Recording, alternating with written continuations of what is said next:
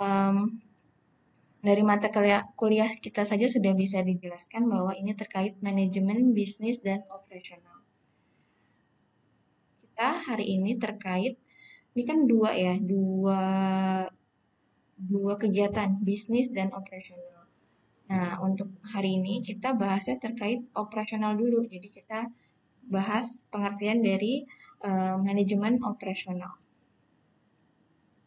Pembahasannya nanti kita akan bahas perbedaan dan persamaan produksi dan operasi, kemudian definisi operasi, kemudian operasi dan operasional pada sistem operasi.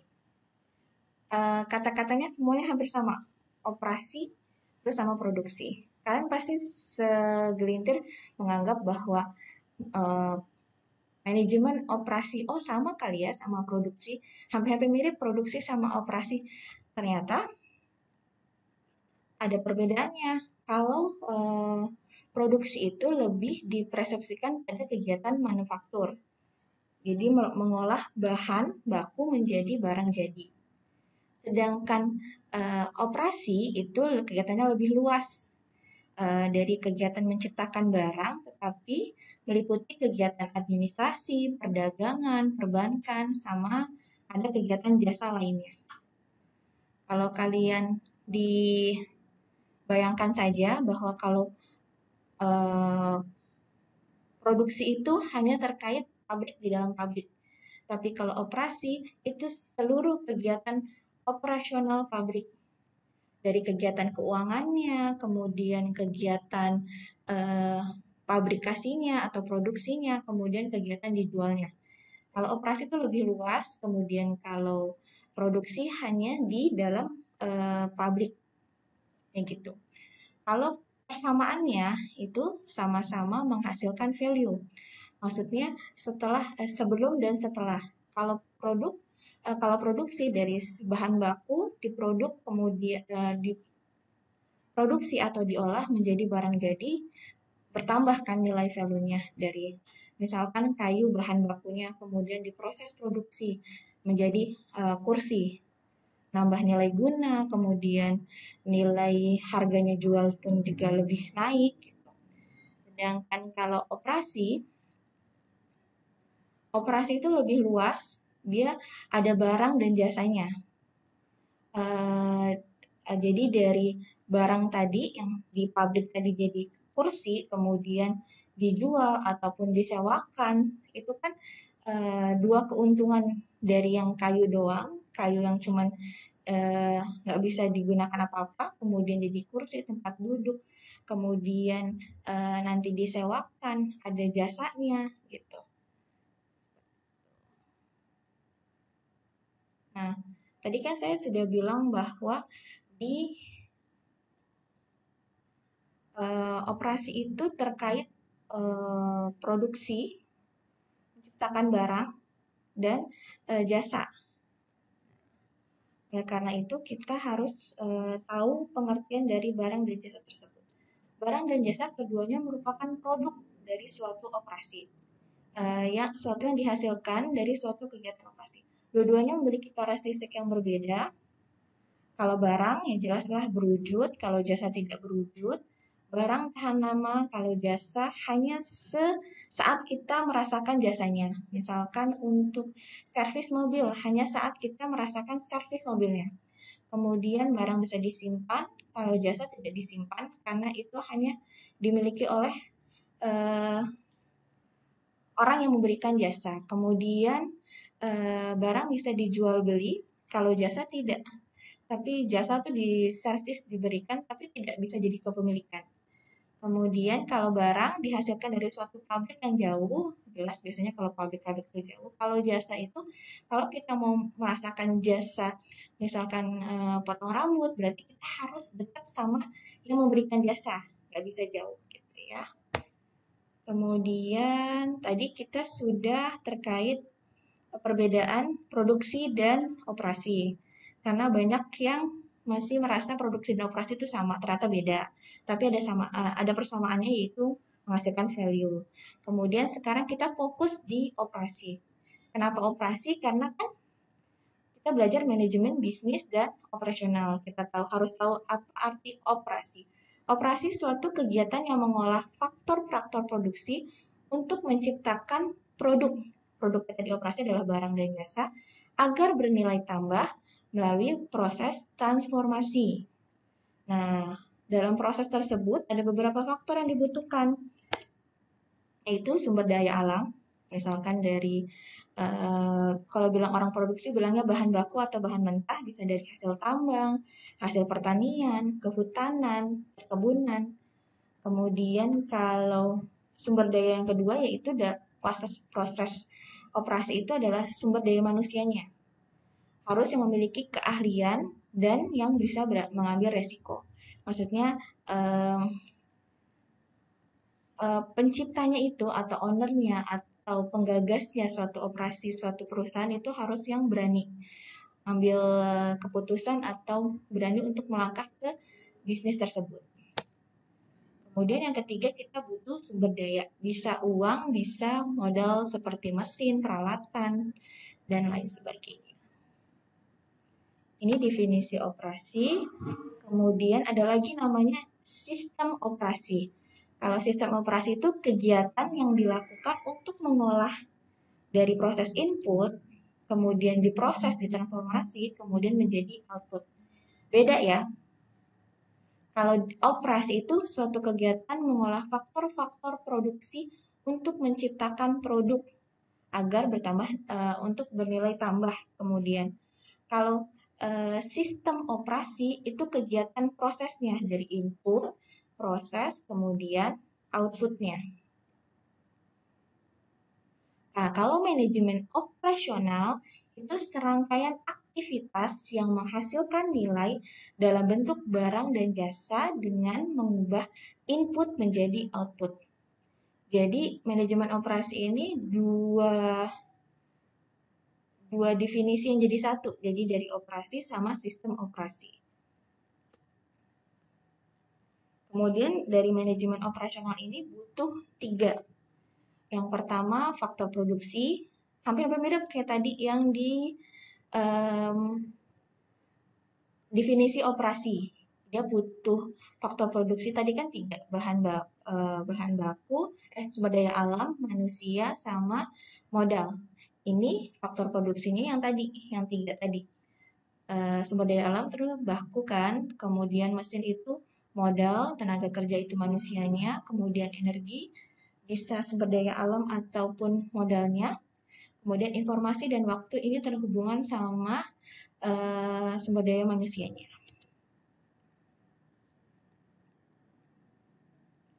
Kemudian di manajemen operasional, jelas ini katakan manajemen, jadi butuh ada perencanaan, pengorganisasian, penetapan orang-orang, terus mengarahkan, membuat laporan, dan melakukan penilaian.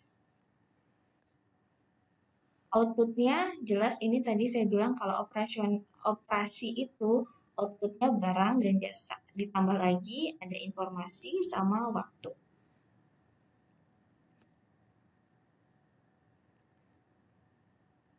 Tadi kan kita bahas manajemen operasional. Kenapa dibuat manajemen operasional? Karena suatu perusahaan punya tujuan. Tujuan itu adalah suatu yang ingin dicapai, di mana tujuan itu sebagai alasan atau motivasi orang-orang yang melakukan bisnis tersebut untuk melakukan suatu kegiatan dan dapat goal. Kalian mungkin berpikir target, sasaran, tujuan, cita-cita itu sama-sama hampir sama kata-katanya, asumsinya sama, tapi ternyata beda. Kalau target menurut jangka waktu ya, kalau target itu kurang dari 1 tahun, biasanya per 3 bulan. 3 bulan, 6 bulan, 9 bulan, pokoknya kurang dari 1 tahun. Kalau sasaran itu jangkauannya kurang dari 2 tahun. Nah, kalau tujuan itu terkait lebih dari 2 tahun. Dan kalau cita-cita, jangkauan waktunya lebih jauh lagi gitu. Kalau perusahaan biasanya targetnya tuh di sini tujuan. Tujuan perusahaan tuh apa sih? Nah, dia berarti berbicara terkait lebih dari 2 tahun. Kalau masalah target, Kalau misalkan kalian diwawancara, target kalian nikah umur berapa? Nah, itu berarti kan dia bertanya kemungkinan 1 tahun kemudian, 1 tahun ke depan akankah dia menikah dan menciptakan em, gangguan di kerjaan gitu, siapa tahu kan. Jadi biasanya bedakan target, sasaran, tujuan sama cita-cita.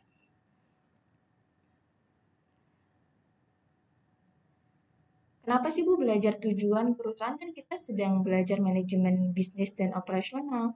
Karena nanti dari tujuan itu ada jangka waktunya, rentannya. Nah, manajemennya mau seperti apa gitu dilakukannya, operasionalnya mau seperti apa.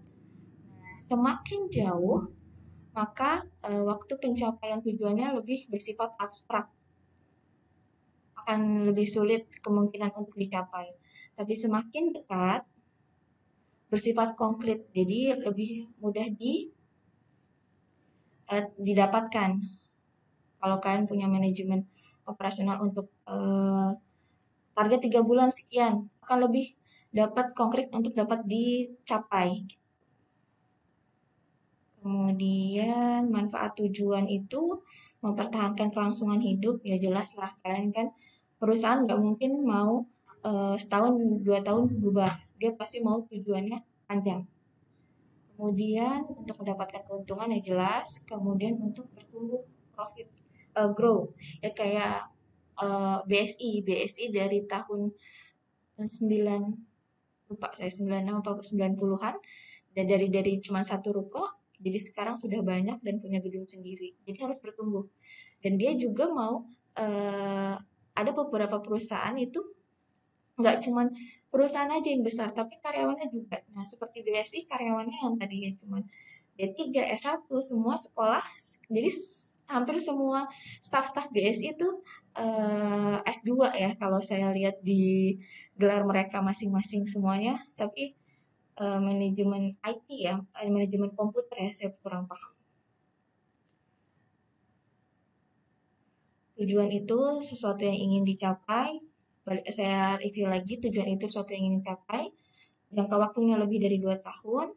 Untuk mencapai tujuan itu harus ada strategi, yaitu rencana-rencana tindakan untuk mencapai tujuan karena kemungkinan ada perubahan lingkungan. Seperti kayak mereka kayak tahun 2019 mau tujuan bisa ekspansi ke Pulau Kalimantan misalkan, tapi ternyata ada kok pandemi COVID kan, nggak ada yang tahu. Jadi tapi punya plan A, punya plan B. Tadi kita sudah bahas tujuan karena berhubungan sama manajemen operasional, bagaimana tindakannya, terus kemudian ini kita sekarang bahasnya permasalahan manajemen operasi. Biasanya muncul terkait mau bahas produk apa yang akan dihasilkan. Jadi banyak pertanyaan-pertanyaan yang kalau kita mau manajemen operasional bagus itu si orang manajemennya buat pertanyaan-pertanyaan di tim mereka sendiri, seperti apakah produk berupa barang atau jasa, kemudian apakah konsumen mau menyerap produk yang bakal dihasilkan itu, kemudian berapa banyak kapasitasnya, kemudian yang ketiga agar bisa dijual bagaimana kaitannya dengan konsep permintaan dan penawaran dalam ekonomi makro, kemudian bagaimana mendesain produknya, bagaimana mendesain kualitasnya, kemudian yang keenam berapa lama produk itu bisa bertahan. Pokoknya manajemen itu sebelum bikin produk barang atau jasa, pasti dia membuat suatu tim untuk mempertanyakan masalah-masalah ini semua. Bagaimana caranya? Bagaimana gitu. Berapa gitu. Lebih ke quantity. Untuk tadi yang tadi saya bilang, biar dapat tujuan 2 tahun tuh tercapai. Tadi kan kita bahas sistem operasi ya, dimana terkait dengan input, proses, dan output. Ini permasalahan terkait input, biasanya terkait bahan. Yang pertama, bahan-bahan apa yang diperlukan, berapa jumlahnya. Kemudian yang kedua, bagaimana cara penggunaannya. Yang ketiga, pada tahapan apa saja bahan-bahan itu harus diolah. Kemudian yang keempat, pada tahapan pengolahan mana saja persediaan bahan setengah jadi harus dipertahankan. Kemudian bagaimana menentukan dan mengendalikan kualitas bahan pada masing-masing tahapan pengelolaan. Kemudian yang terakhir, bagaimana mengatur penjadwalan produksi. Kemudian permasalahan terkait proses. Itu teknologi apa yang digunakan, bahan jenis, berapa jenis mesin yang dipergunakan, berapa kapasitas peralatan tersebut, di mana peralatan itu, kemudian bagaimana memeliharanya. Yang terakhir terkait output, itu terkait dengan manusianya, maksudnya tingkat keterampilan kerja dan sistem. Tadi terkait manusianya, yaitu bagi pembagian tugas dan peraturan kerja sama sistem insentif. Jadi kenapa belajar manajemen tadi? Yang tadi terkait produknya mau apa, kemudian si orang departemen manajemennya juga pasti memikirkan tentang bahannya, kemudian prosesnya, kemudian penggunanya atau use-nya. Jadi manajemen